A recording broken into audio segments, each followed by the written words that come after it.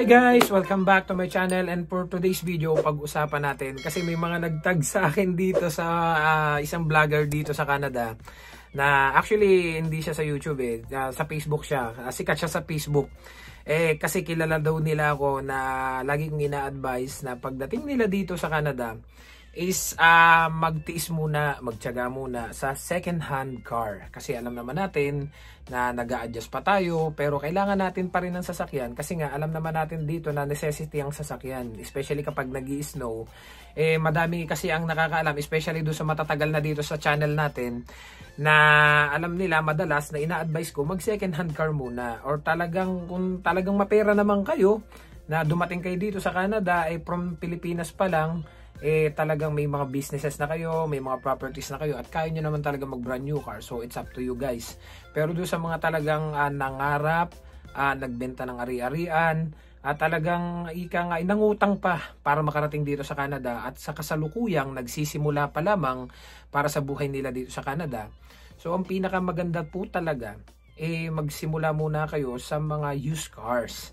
Although yung iba hindi naman natin masisisi kasi nga wala naman talaga silang idea kung paano mag-check ng sasakyan.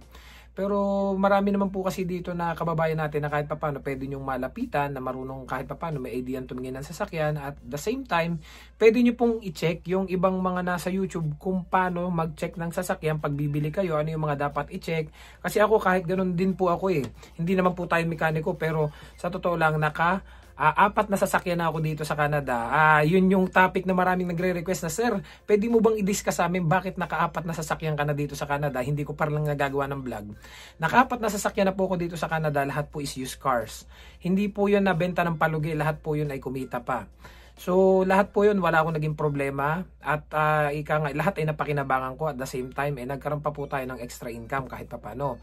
Ngayon, kasi may mga nagtag po sa akin nitong video na to. Actually, hindi lang nagtag, may mga nag-send sa messenger ko, i-share nila. Sabi, "Sir, anong opinion mo dito sa vlogger na to?" Hindi nila alam, nakapollow din ako dito sa vlogger na to. Which is, ito, pag-usapan natin. Kasi marami akong na-meet dito ng kababayan natin na ganito yung naging sitwasyon, at even my personal experience talaga, may mga nakasama din akong ganito. So ito, ilalagay ko muna siya sa screen para kahit paano may idea kayo ano ba yung tinutukoy ko na sitwasyon at maging maling desisyon na nagawa ni kabayan. Gusto nating ma-share sa mga parating pa lang po dito sa Canada para kahit paano may idea sila at hindi sila matulad sa mga nangyayari kay kabayan. Kumuha agad ako ng brand new na sasakyan. Hindi lang yan basta-basta brand new sasakyan, guys. Yung kinuha ko kasi noon na sasakyan is pick-up truck. Yung mamahalin pa talaga. Yung yung naging bi-weekly ko noon is 450 Canadian dollars. So ang monthly niya 900. Sa sasakyan lang yun, guys, hindi pa kasama insurance. Siyempre, yung naging insurance ko doon na sasakyan na yun is 200 Canadian dollars monthly. So yun, no, yun talaga yung pabigat sa financial namin. Kasi halos malaki yung part sa sweldo ko na pupunta lang doon sa sasakyan. Kaya yun yung maling decision ko na nagawa, yung kumuha agad ng mamahaling sasakyan, brand new. So tips ko lang sa mga bago pa lang dito, hindi pa stable yung nyo dito, pamumuhay, pwede naman used car lang muna ang bibilhin, kasi mahirap din dito pag wala sasakyan, winter yun. At saka kung maaari, kung bago ka pa lang talaga dito, kung may masakyan ka pa, may masakyan ka naman papasok ng trabaho, so wag ka muna talaga kung bumili sa sasakyan. Kasi pag bumili ng sasakyan dito, meron kasing insurance monthly. Ayun na nga, no, yun nga ang ginawa ko para mapagaan yung namin financial. Kasi maraming gastusin, isa na yung sasakyan na yun malaking bawas talaga sa sahod namin. Ang ginawa ko, ibinalik ko yung sasakyan. So bali 4 na taon sa akin din yung sasakyan. 4 na taon na kaming nagtitiis. Akong nagtitiis no na magbayad. So na-realize ko na hindi na talaga kaya. Mas lalo kaming nababaon sa utang kasi malaking portion na aking sahod doon lang napupunta. Sa pambayad lang ng sasakyan na yun at saka yung malaki din yung insurance niya. So yun, napagdesisyonan ko na talaga kasi hindi na kaya, tampak na yung lalong tumataas na lalo yung utang namin. Kasi sa credit card, kasi hindi na nababayaran yung credit card. Hindi kaya nakakabayad kami sa credit card, kaunti lang, minimum lang. So yun naman yung ginagamit namin pang araw-araw, pang grocery yung credit card. So habang tumatagal, lumalaki yung credit card. Kasi nga, minimum lang yung nababayaran namin. So yun, napag-desisyonan ko na isa uli na lang yung sasakyan na yun, yung pick up truck. So sa ngayon, yun, medyo magaan na kasi malaking kabawasan talaga yung biruin mo yun. Malaking kabawasan sa sahod yun. Yung sasakyan na yun, biruin mo. Kada sahod, automatic kasi yung kaltas guys sa sahod. Biruin nyo, 450 kada sahod na nababawas sa sweldo mo. Magkano na naman sinasahod ko sa sahod ko kada sweldo? Kano lang naman sinasahod ko? Ulit ako. Sumasahod lang ako ng 1,000, 1,100, ganun. So halos kalahati na nababawas doon, yung sasakyan lang. Insurance pa, di ba? Sa ibang mga gastusin pa. Kaya ayun, mahirap talaga. Kaya ngayon, ito na yung gamit-gamit ko. Bumili na lang ako ng used car. Ito yung car namin. Ito na yung ginagamit namin. Kotse lang, maliit lang. Binili ko na lang cash para wala nang sakit sa ulo buwan-buwan. Binili ko na lang to ng 2,400 Canadian dollars. So, di ba? Wala na akong monthly. Yung binabayaran ko na lang nito, yung insurance buwan-buwan, which is mas mura kasi yung insurance ko nito buwan-buwan is nasa 130 lang monthly. So, ganun dito. Pag luma na yung sasakyan mo, mas bababa yung insurance. Pag bago, yun, mataas yung insurance. So, yun lang, guys. Yun lang yung share ko sa inyo. Yung naging maling decision ko. Ewan ko lang kung naging tama yung decision ko na binalik ko yung sasakyan. Yun na lang talaga yung way. Yun na yung paraan ko para mapaggaan yung financial namin. Diba? So comment na lang kayo sa baba guys kung anong opinion nyo sa naging decision ko dito, kung tama ba o mali. Alam naman natin na mali yung naging decision ko kasi di ba kumuha kagad ako ng sasakyan, pero yung binalik ko, so sa tingin ko tama yung ginawa ko na binalik ko na lang kasi hirap talaga. So nang dahil doon sa video nyo, napakaraming basher ang lumabas doon sa comment section niya. Ilan na dito, ito babasahin ko sa inyo. Sabi nito ni Henry Espiritu, mali yung una, bumili ka ng bagong sasakyan at bago ka pa lang sa Canada. At malaki ang binabayad mo every 2 weeks. At pwera pa ang car insurance. Ganun talaga at bago ka pa lang sa Canada. Pero ngayon alam mo na ang pasikot-sikot. Tapos na yung learn from your mistake. And then sabi naman po nitong isa, ni B-Boy Mayuga, napakarami talagang vlogger ang hindi marunong isa ka na rito. Pagsasalita pa lang buraot na. Bakit kayo nagbablog? Di naman kayo maayos magsalita or mag-concept. Pati yung pagsasalita napansin na rin. And then sabi naman ito ni Matthew Kitebes, parehas tayo ng sinapit sa brand new na sasakyan na yan, idol. Binalik ko na rin yun sa akin na 2022 Subaru Outback ang takaw pa sa gas. Kaya ibinalik ko dahil naubos ang aking sahod. Totoo yan. Sabi naman ito ni Maria Porcil, inuuna nyo kasi puro kayabangan agad. Hindi porket nasa Canada at madali kunin ang mga gamit dito, sige-sige ang kayabangan. Tapos ang saya-saya mag-post, feeling blessed, Kasi bago ang sasakyan, bagong bahay, bago lahat. Tapos ngayon, nga, todo-todo ang pagsisisi, pinupubliko mo pa. So marami pa po, ito, hindi ko nababasahin yung iba, sobrang dami ng naging basher niya doon. So in my own opinion po, sa totoo lang, hindi po ako basher. Para sa akin po ha, lesson learned yun at mapupulutan po natin ng aral. Para sa akin, nagpapasalamat ako sa kanya sa pag-share niya ng mga ganong klase ng video. Kasi tayo pong mga viewers, tayong manonood sa kanya, kasi naniniwala po ako doon sa learn from others' mistake. Kasi kagaya ko po, ayoko sabihin kasi na learn from my mistakes. Ayoko na magawa yung mali. Kaya manood ako ng mga taong nakagawa ng pagkakamali, so hindi ko na siya tutularan. Kaya po nung dumating din ako dito, marami akong kababayan dito at dun sa una kong trabaho ng mga naka brand new car. And then siyempre ako parang bumilib ako, sabi ko wow, yung mga kasama ko nasa farm, puro brand new car. So, kumbaga parang afford pala dito kahit nasa farm ka lang, kahit may kilala o construction, may nga ganitong trabaho, na parang kung titingnan natin sa Pilipinas, parang yung nasa ganitong klase ng trabaho, hindi kayang makakuha ng mga brand new car na ganoon. Siguro, kawala-wala sa atin, tricycle, motorsiklo, pero dito, afford po talaga. Yun nga lang talaga, yung sahod mo, doon na halos mapupunta. So, nung dumating po ako dito, may ilan tayong mga kababayan na nakikita ko, mga wala pang 6 months, naka brand new car na kagad. Hindi man brand new, siguro mga previous 3 years, 5 years, 4 years na sasakyan, which is pa rin po, naka-mortgage pa rin po, binabayaran pa rin nila monthly for 7 years, 6 years, pero pag talagang totally brand new is 8 years to pay po yan. So imagine darating ka dito, naka 2 years working permit ka, then may bayarin ka na kagad na 8 years, then yung 2 years working permit mo, hindi mo pa sigurado kung halimbawa ay magkaroon ng problema yung company nyo, nag-loss profit, o talaga nagsara. So paano mo babayaran ngayon yung 8 years?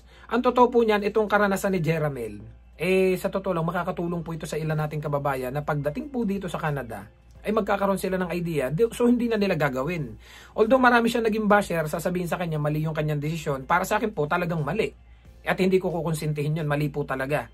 Dahil isa na rin po ako sa muntika na pumunta sa dealership at mag-inquire.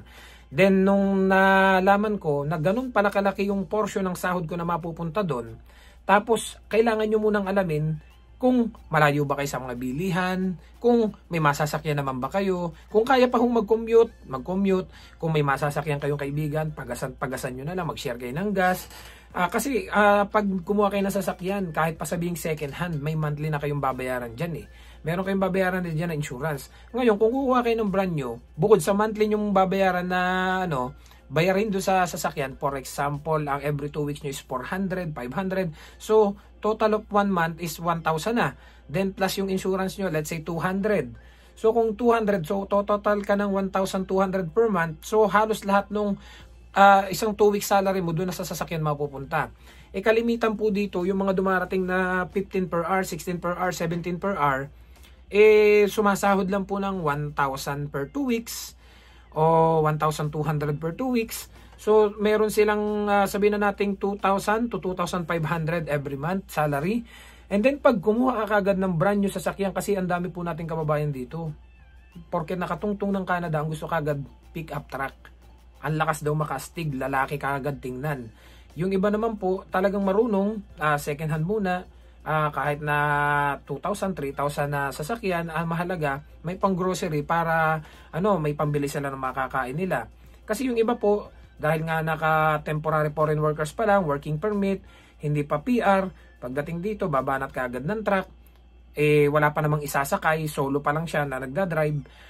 So, ang laki na kagad ng binabayaran, na nangyayari po, hindi makaipon. Lahat ng ipon doon na pupunta sa sasakyan. So, may na-experience din po ako ditong isa nating kababayan. Actually, ito talagang personal ko din kakilala. Nagdating siya dito sa Canada for almost 2 years, nagtiyaga muna siya sa bisikleta. So yung bisikletang yon talaga, kasi malapit lang naman yung trabaho niya. Then after 2 years, nakalipat siya ng company. Paglipat niya ng company, so wala pa siyang license. Yung license nga niya is L pa lang, L. So that means student, hindi ka pwedeng mag-drive nang wala kang kasama na class 5 or professional. Ngayon, kumuha siya ng isang sasakyan, which is SUV. So yung SUV na yon, I think is 2017. So, that time is 2022. So, nung time na yon, 5 years na luma na, pero hinulugan pa rin po niya. I think 7 years to pay. So, may binabayaran na siya ng kulang-kulang 1,000 per month na kasama na pa yung kanyang insurance. So, anong nangyayari? Yung isang 2 weeks niya, doon na kagad sa SUV na pupunta. Then, naka 1 year pa lang yung kanyang SUV, gusto na kagad niyang ipalit ng truck. So, ite-trade niya ng truck. So, anong nangyari? Lahat ng naihulog niya doon sa kanyang SUV na baliwala, dadagdagan yung utang niya nung kumuha siya ng truck. So, to make the story short, nakakuha uli siya ng truck, i-trade in niya, nabaliwala na naihulog niya doon, instead na kung tinapos na lang niya, ilang taon na lang. So, nag-brand new truck siya. Pagdating doon sa truck, mas tumaas yung bayarin niya, mas tumaas yung insurance niya. So, anong nangyari? Ito, hindi tumagal yung truck, walang 1 taon na batak. So, anong nangyari? Ang tagal na niya dito sa Canada, wala siyang ipon, yung truck na batak, and then ngayon, balik siya sa bisikleta. So, imagine niyo po, ilang taon na kayo dito sa Canada, tapos may mga kasama kayo dito na bago. Yung mga bago nagtsatsaga sa second hand, then kayo ilang taon na dito, then kayo balik kayo sa bisikleta. Hindi po ba parang alam mo yun, nagsimula kagad sa puro masasarap yung natikman mo, and then ngayon na dito ka na sa kagad sa bisikleta naman, bumalik ka sa bisikleta. Parang sabihin na natin, ayaw ko man sabihin to, pero di po ba parang nakakapangliit tingnan na parang dati ang gaganda nung sasakyan ko, pero ngayon nakabisikleta na lang ako, hindi ko na kayang makabili ng second hand. Although kaya naman, kailangan nga lang uling pag-ipunan. So ano pong mangyayari kapag ganon? Bad credit ka na po. Kasi once na bad credit ka na po, yung mga susunod mong plano na utangin, may hirapan ka na pong ma-approve. Kaya ang malimit na ina-advise po sa akin dito nung mga kababayan natin na matatagal na, doon ako nakikinig talaga. Kasi ito, ma-share ko na lang din sa inyo. One time may tinulungan kami dito ng isang pamilya na lumipat ng bahay. So isang grupo kami, then tinulungan namin sila maglipat ng bahay, and then na-share nila sa amin na talagang ang bahay dito is a good investment. Hindi mo malalaman 1 year, 2 years talaga, malaki na yung itinaas. Kasi na-share niya sa amin na yung bahay na yun is nabili niya ng 350,000 Canadian dollar. And then yung nakabili ay nabili sa kanila ng 460, 480, mga ganon. So sabi ko, wow.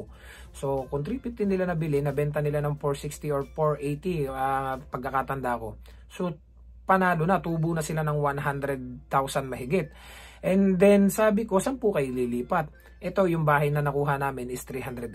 Sabi ko, wow. So may bahay sila, tumubo pa sila. Ayos, yun nga lang talaga, di hassle, maglilipat ka na naman. Sabi nga niya, unlike kung kukuha kayo ng sasakyan, uunahin nyo kayo mga temporary foreign workers pa lang, ginanon niya kami. Hindi good investment ang sasakyan. Dahil paglabas mo pa lang sa dealership, nagdi-depreciate na kagad ang value niyan.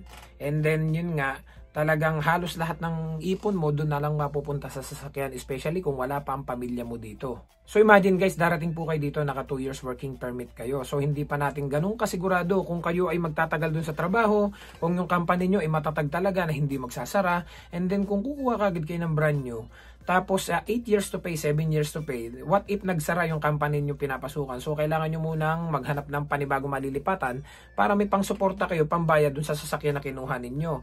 Unlike kung magdi-decide po kayo na kumuha ng sasakyan, PR na kayo, narito na yung family nyo, may katuwang kayo pagbabayad.